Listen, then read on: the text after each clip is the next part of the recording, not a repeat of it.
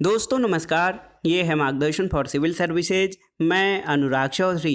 दोस्तों आज की वीडियो में हम सॉल्व करेंगे TGT, PGT, LT grade, government inter college प्रवक्ता, गवर्नमेंट डिग्री कॉलेज, उच्चतर शिक्षा असिस्टेंट प्रोफेसर, केंद्रीय विद्यालय संगठन और नेट जेआरएफ के लिए आर्थिक भूगोल से संबंधित महत्वपूर्ण प्रश्नों का भाग 4। इसमें हम उद्योग यानी इंडस्ट्री से संबंधित महत्वपूर्ण प्रश्नों को सॉल्व करेंगे।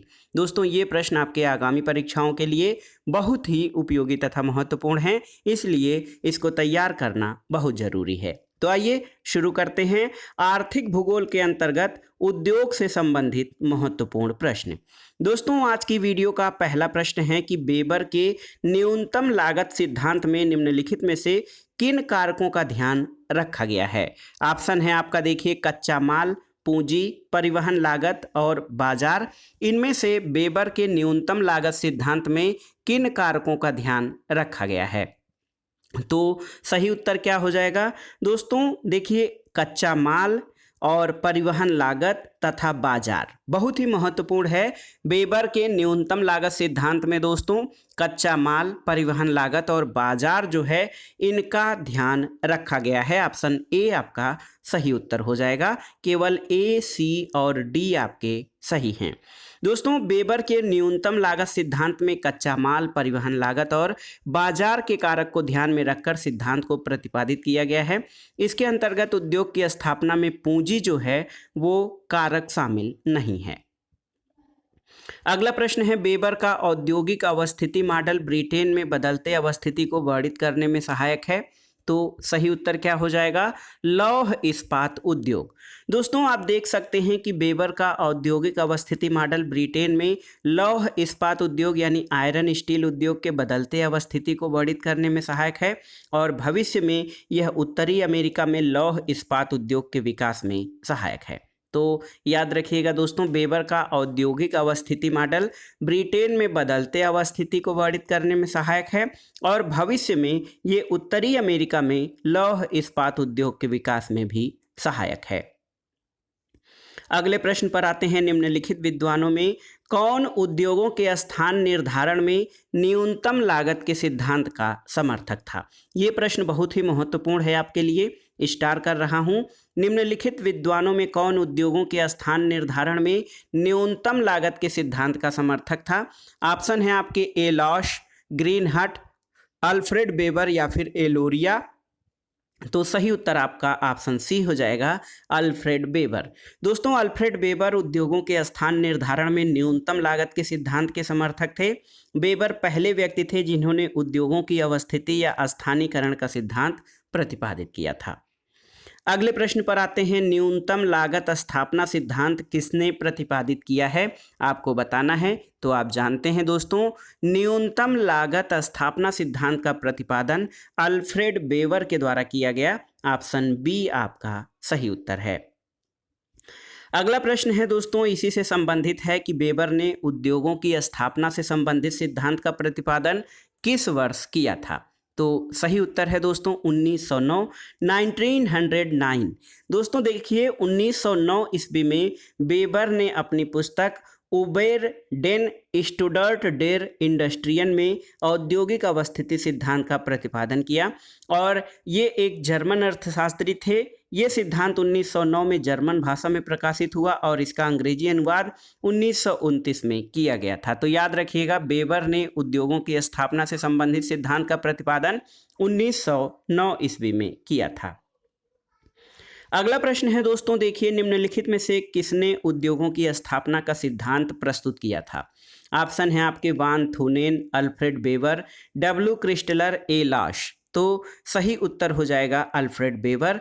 अल्फ्रेड वेबर ने दोस्तों अपनी पुस्तक, जर्मन भाषा की पुस्तक उबेर डेन स्टैंडर्ट डेर इंडस्ट्रियन में औद्योगिक अवस्थिति सिद्धांत या उद्योगों की स्थापना से संबंधित सिद्धांत का प्रतिपादन 1909 ईस्वी में किया था। तो याद रखिएगा 1909 में अल्फ्रेड वेबर द्वारा उद्योगों की स्थापना का सिद्धांत प्रस्तुत किया गया था।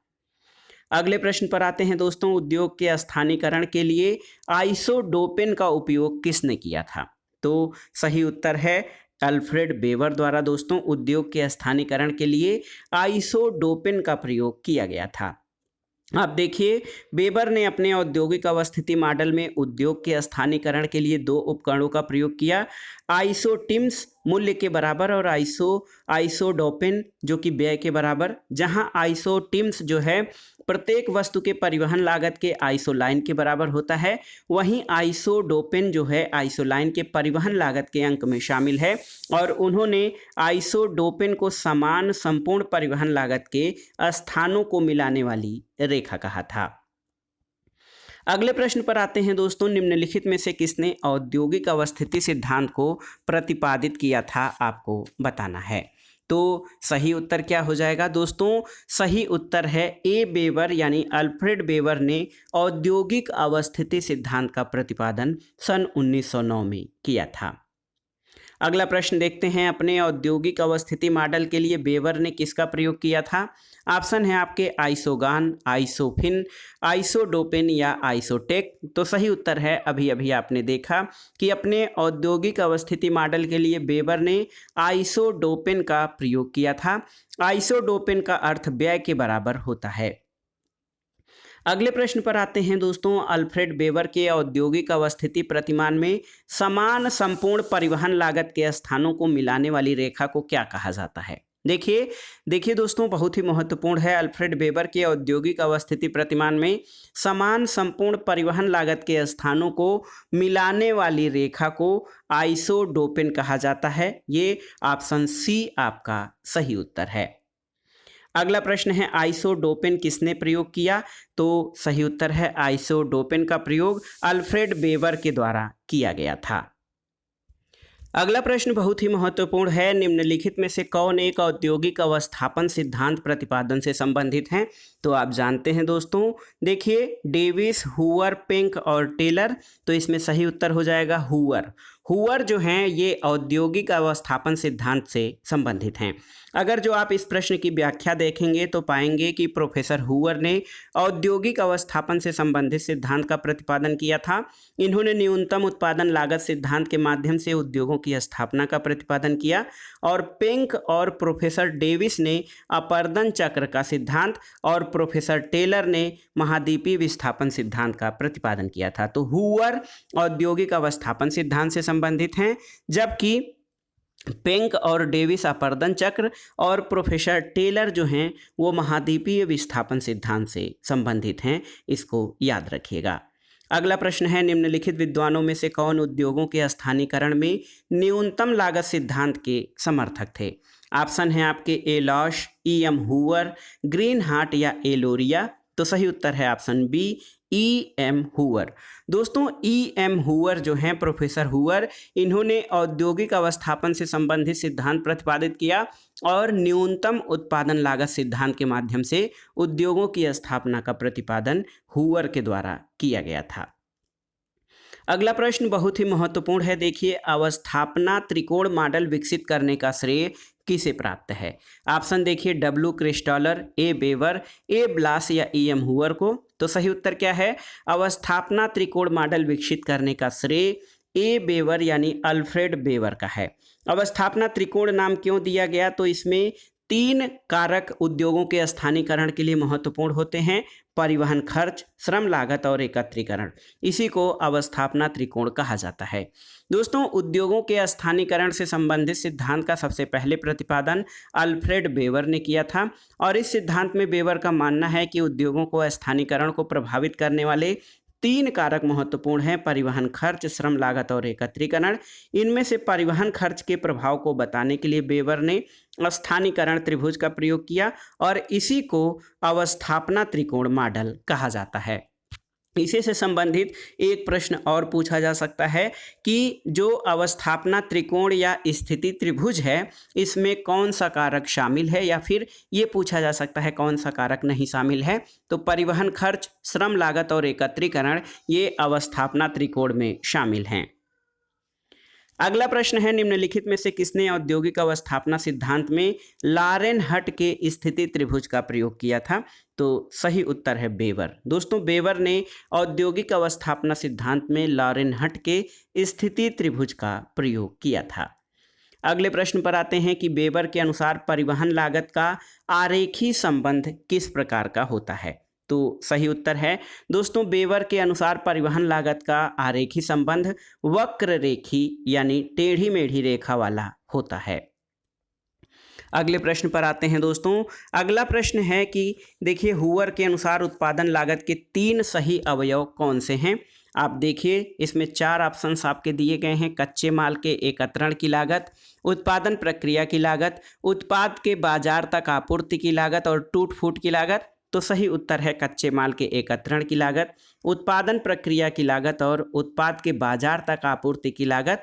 तो ए, बी और सी यानी ऑप्शन सी आपका सही उत्तर है। देखिए दोस्तों हूवर के अनुसार उत्पादन लागत के 3 सही अवयव कच्चे माल के एकत्रीकरण की लागत, उत्पादन प्रक्रिया की लागत और उत्पाद के बाजार तक आपूर्ति की लागत शामिल है। और अमेरिकी अर्थशास्त्री E.M. हूवर ने औद्योगिक अवस्थिति संबंधी न्यूनतम लागत सिद्धांत का प्रतिपादन 1948 में किया था। इसका प्रकाशन उनकी पुस्तक लोकेशन ऑफ इकोनॉमी एक्टिविटी यानी आर्थिक क्रिया की अवस्थिति में हुआ था। अगला प्रश्न कथन कारण से संबंधित है। दोस्तों कथन है कि बेवर का सिद्धांत परिवहन लागत पर आधारित है, परंतु यह तथ्य इस तथ्य की उपेक्षा करता है कि माल भाड़ा दर हमेशा दूरी के प्रत्यक्ष अनुपात में नहीं बढ़ती। कारण है कि माल भाड़ा दरें कच्चे माल और उत्पादित वस्तु के समरूप नहीं होती हैं। तो सही उत्तर हो जाएगा दोस्तों ए और आर दोनों सही हैं और आर ए की सही व्याख्या करता है। आप अगर जो देखें दोस्तों इसका व्याख्या तो बेवर का सिद्धांत परिवहन लागत की इस संकल्पना पर आधारित है कि कच्चे माल या निर्मित माल के रूप में वस्तु का परिवहन व्यय केवल भार और दूरी के अनुपात में बढ़ता है, लेकिन व्यवहारिक जगत में समान भार वाली कच्ची सामग्रियों और निर्मित वस्तुओं के परिवहन दर में उनकी प्रकृति के अनुसार अंतर पाया जाता है। इसलिए कथन ये सही है। और इसके अलावा माल भाड़ा दरें जो परिवहन लागत है वो कच्चे माल और उत्पादित वस्तु के लिए समरूप नहीं होती है, इसलिए कारण आर सही है और आर ए की सही व्याख्या करता है। अगले प्रश्न पर आते हैं। बेवर के अनुसार सर्वव्यापी कच्चे माल का उपयोग करने वाले उद्योग की न्यूनतम लागत स्थिति जिसके निकट होती है वो क्या है। तो सही उत्तर है दोस्तों बेवर के अनुसार कच्चे माल का उपयोग करने वाले उद्योग की न्यूनतम लागत स्थिति जिसके निकट होती है वो बाजार है। तो देखिए ये बहुत ही महत्वपूर्ण प्रश्न है। बेवर के औद्योगिक अवस्थिति सिद्धांत की मान्यता के अनुसार यदि उद्योग में सर्वव्यापी कच्चे माल का प्रयोग होता है तो उद्योग को कहीं भी स्थापित करने पर कच्चे माल के परिवहन हेतु कोई खर्च नहीं होता है। इसलिए उद्योग बाजार केंद्र पर स्थापित होगा, क्योंकि इस स्थिति में निर्मित वस्तु के परिवहन पर कोई खर्च नहीं करना पड़ेगा। अगला प्रश्न है निम्नलिखित कथनों में से कौन सा सही है आपको बताना है। पहला कथन है कि बाजार संतुलन मांग और पूर्ति वक्रों के प्रतिच्छेदन बिंदु से चिन्हित होता है। दूसरा है कि औद्योगिक इतिहास में औद्योगिकरण का कोई साक्ष्य उपलब्ध नहीं है। तीसरा है समूहन अर्थव्यवस्थाएं साझा सुविधाओं और सेवाओं से नहीं पहचानी जाती। चौथा है आधुनिक उद्योगपति परिवर्तनशील लागतों का मूल्यांकन नहीं करते हैं। तो सही उत्तर हो जाएगा कथन ए आपका सही है दोस्तों। बाजार संतुलन मांग और आपूर्ति वक्रों के प्रतिच्छेदन बिंदु से चिन्हित होता है। तो देखिए दोस्तों बाजार संतुलन मांग और आपूर्ति के प्रतिच्छेदन बिंदु से चिन्हित होता है, यानी किसी भी वस्तु की मांग और आपूर्ति में समानुपाती संबंध होता है, जिसमें जिस वस्तु की जितनी मांग होगी उतनी ही वस्तु की आपूर्ति होती है। अगला प्रश्न है, आइए देखते हैं। डेविड स्मिथ के अनुसार औद्योगिक अवस्थिति के लिए प्राथमिकता का क्षेत्र जिन दो वक्रों के प्रतिच्छेद बिंदुओं पर होता है वे वक्र कौन से होते हैं। तो सही उत्तर है दोस्तों डेविड स्मिथ के अनुसार औद्योगिक अवस्थिति के लिए प्राथमिकता का क्षेत्र जो है क्षेत्रीय लागत वक्र और क्षेत्रीय राजस्व वक्र के प्रतिच्छेद बिंदु पर जो है अंकित होता है या स्थित होता है। डेविड स्मिथ के अनुसार औद्योगिक अवस्थिति के लिए जो प्राथमिकता या प्रियॉरिटी होती है उसका क्षेत्र जिन वक्रों के प्रतिच्छेदन बिंदुओं पर होता है उन्हें क्षेत्रीय लागत वक्र या स्थानीय लागत वक्र और क्षेत्रीय राजस्व वक्र यानी क्षेत्रीय आय वक्र कहते हैं। स्मिथ का सिद्धांत मूलतः बेवर के सम परिवहन लागत रेखा यानी आइसोडॉपेन विधि पर आधारित है। अगले प्रश्न पर आते हैं दोस्तों। डेविड एम स्मिथ ने अपने औद्योगिक अवस्थिति सिद्धांत में जिन तथ्यों को शामिल किया है वे तथ्य कौन से हैं आपको बताना है। देखिए ऑप्शन है बाजारी मांग, उत्पादन लागत, बाजारी मांग व परिवहन लागत दोनों, या फिर बाजारी मांग और उत्पादन लागत दोनों। तो सही उत्तर है डेविड एम स्मिथ ने औद्योगिक अवस्थिति सिद्धांत में बाजारी मांग और उत्पादन लागत दोनों को शामिल किया है। डी.ए. स्मिथ ने 1971 में प्रकाशित अपनी पुस्तक इंडस्ट्रियल लोकेशन यानी औद्योगिक अवस्थिति में वेबर के न्यूनतम लागत सिद्धांत में आंशिक परिवर्तन करते हुए अपना औद्योगिक अवस्थिति सिद्धांत दिया था। डेविड एम स्मिथ अपने औद्योगिक अवस्थिति सिद्धांत में बाजारी मांग और उत्पादन लागत दोनों को शामिल करते हैं। स्मिथ ने उद्योग की उपयुक्त स्थिति के निर्धारण के लिए स्थानिक सीमाओं का उपयोग किया है, जिसके कारण इनके सिद्धांत को स्थानिक सीमा का सिद्धांत भी कहा जाता है। अगला प्रश्न है दोस्तों, देखिए निम्नलिखित को सुमेलित कीजिए और दिए गए कूट से सही उत्तर का चयन करिए। इसमें उद्योग अवस्थिति का सिद्धांत और उसके प्रतिपादकों के नाम दिए गए हैं। देखिए न्यूनतम लागत सिद्धांत का प्रतिपादन वेबर ने किया है, अल्फ्रेड वेबर ने। संशोधित न्यूनतम लागत सिद्धांत का प्रतिपादन हूवर के द्वारा किया गया है। बाजार प्रतिस्पर्धा सिद्धांत याद रखिएगा फेटर, और संशोधित बाजार प्रतिस्पर्धा सिद्धांत का प्रतिपादन स्मिथ के द्वारा किया गया है। तो इस हिसाब से ऑप्शन सी आपका सही उत्तर हो जाएगा। देखिए 3, 4, 2 और 1 आप देख सकते हैं। फिर से इन तथ्यों को आप देख लीजिए कि न्यूनतम लागत सिद्धांत का प्रतिपादन वेबर के द्वारा, संशोधित न्यूनतम लागत सिद्धांत हूवर के द्वारा, बाजार प्रतिस्पर्धा सिद्धांत फेटर और संशोधित बाजार प्रतिस्पर्धा सिद्धांत स्मिथ के द्वारा प्रतिपादित किया गया है। अगला प्रश्न दोस्तों सूची 1 का सूची 2 से सुमेलन है। इसमें आपके प्रतिपादक और कारखाना अवस्थिति सिद्धांत का जो है सुमेलन करना है। देखिए एलन प्रेड के द्वारा दोस्तों व्यवहार परक सिद्धांत का प्रतिपादन किया गया है। इजार्ड के द्वारा स्थानीयकरण त्रिभुज सिद्धांत, फेटर के द्वारा दोस्तों बाजार प्रतिस्पर्धा सिद्धांत और अल्फ्रेड वेबर के द्वारा न्यूनतम परिवहन लागत सिद्धांत का प्रतिपादन किया गया है। तो इसमें सीधे सीधे 1, 2, 3 और 4 सही सुमेलन है। ऑप्शन देख लेते हैं। 1, 2, 3, 4 आपके ऑप्शन सी सही उत्तर है। अगले प्रश्न पर आते हैं। निम्नलिखित युग्मों में से कौन सा युग्म सही सुमेलित नहीं है? देखिए वेबर का न्यूनतम लागत सिद्धांत ये आपका सही सुमेलित है। हूवर ने परिवहन लागत सिद्धांत का प्रतिपादन किया, सही है। स्मिथ ने आचरण परक सिद्धांत का प्रतिपादन किया है, सही नहीं है। फेटर ने बाजार सिद्धांत का प्रतिपादन किया है, ऑप्शन डी आपका सही है। दोस्तों इसमें जो सही सुमेलित नहीं है वो है ऑप्शन सी। डी.ए. स्मिथ ने दोस्तों आचरण परक सिद्धांत नहीं बल्कि औद्योगिक अवस्थिति सिद्धांत का प्रतिपादन किया है। इसका उद्देश्य एक ऐसे सिद्धांत को प्रतिपादित करना है जिसकी सहायता से वास्तविक जगत में औद्योगिक स्थल का निर्धारण करते समय आर्थिक सीमाओं का स्पष्टीकरण किया जा सके, और अन्य सभी सुमेलित हैं, स्मिथ कल्याण परक सिद्धांत से संबंधित हैं।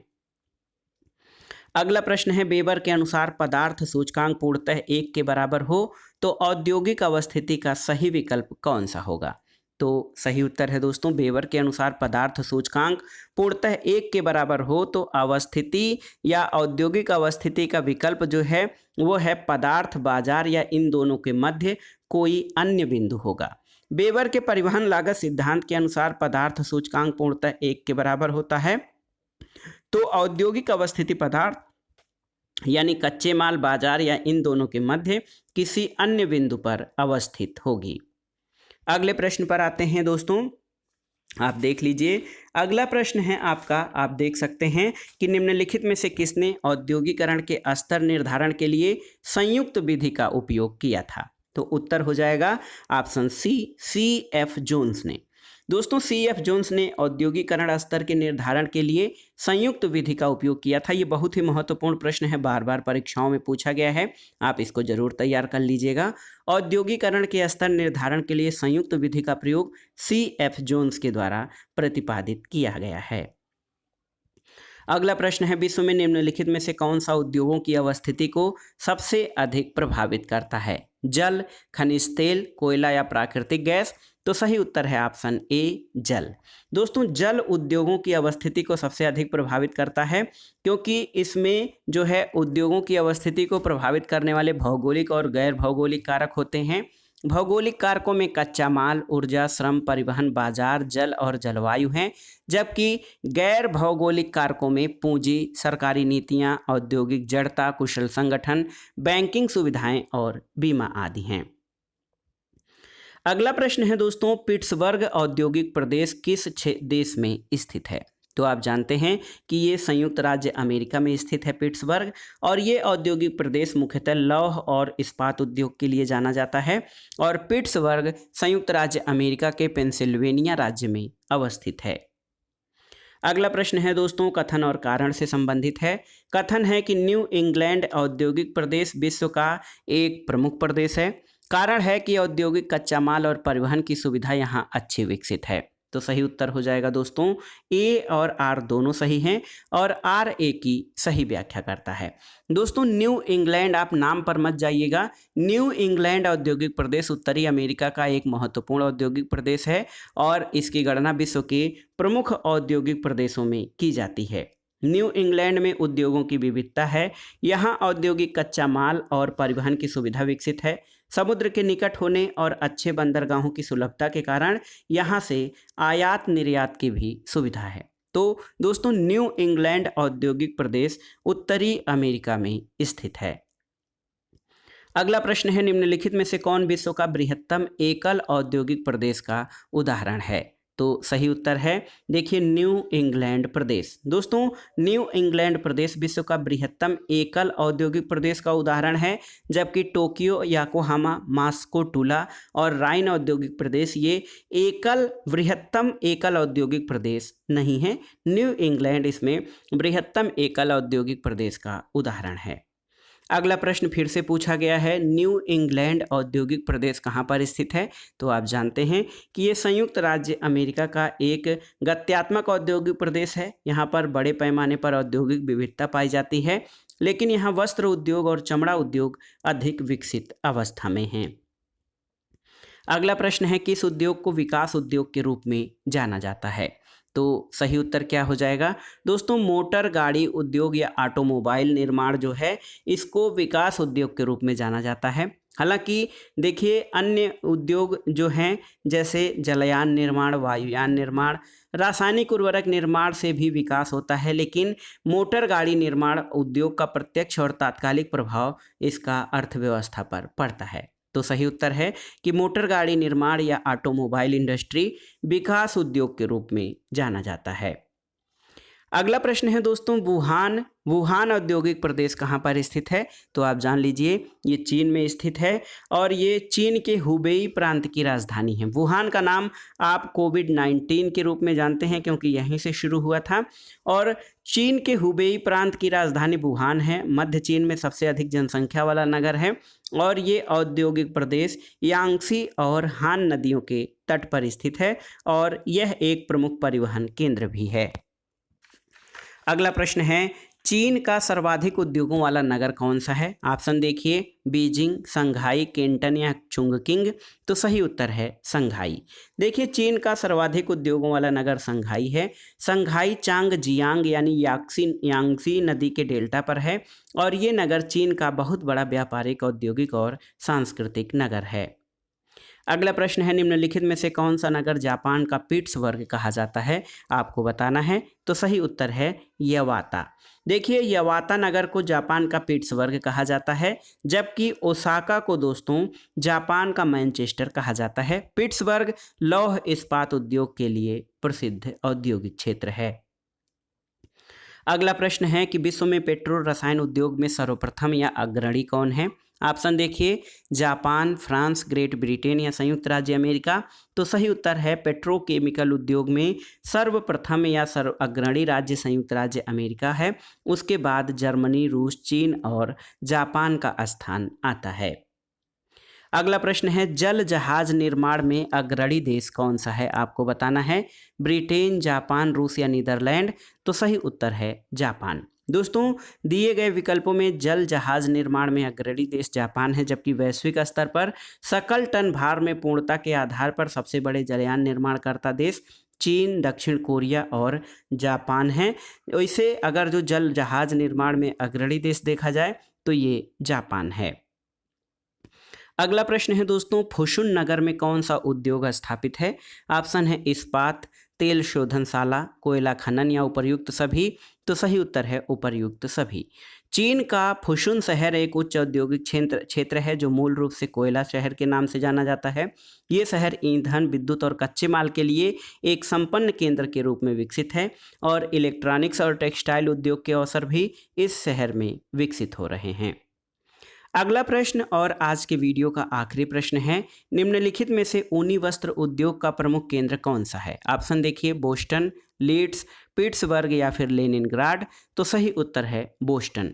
दोस्तों, बोस्टन जो है संयुक्त राज्य अमेरिका का शहर है और ये ऊनी वस्त्र उद्योग का प्रमुख केंद्र है। तो दोस्तों, ये था आज का वीडियो। इसमें आपने आर्थिक भूगोल के अंतर्गत इंडस्ट्री, उसके सिद्धांत और प्रमुख औद्योगिक क्षेत्र और प्रदेश तथा उनकी अवस्थिति से संबंधित महत्वपूर्ण प्रश्नों को आपने सॉल्व किया। ये प्रश्न प्रीवियस ईयर्स पेपर्स में पूछे गए हैं, जिनके आगामी परीक्षाओं में भी पूछे जाने की संभावना है, इसलिए आप इन प्रश्नों को अच्छे से तैयार कर लीजिए। वीडियो आपको कैसा लगा हमें कमेंट बॉक्स में ज़रूर बताइएगा। वीडियो को लाइक करें, शेयर करें और इस चैनल मार्गदर्शन फॉर सिविल सर्विसेज को सब्सक्राइब करें। वीडियो देखने के लिए धन्यवाद दोस्तों। नमस्कार।